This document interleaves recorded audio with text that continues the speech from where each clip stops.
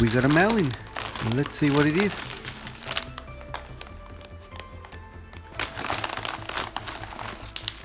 Once we unwrap it, and we have an iPhone 8 that's been completely destroyed and a botched repair that's been done previously to it. Let's see if we can fix it. We open it up.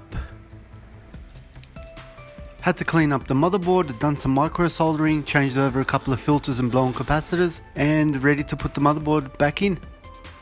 Get it all fixed up, make sure it's nice and clean, change the back over. With a new back now, we can put it back together, put a new screen in, put the speaker back, home button, put it all back together.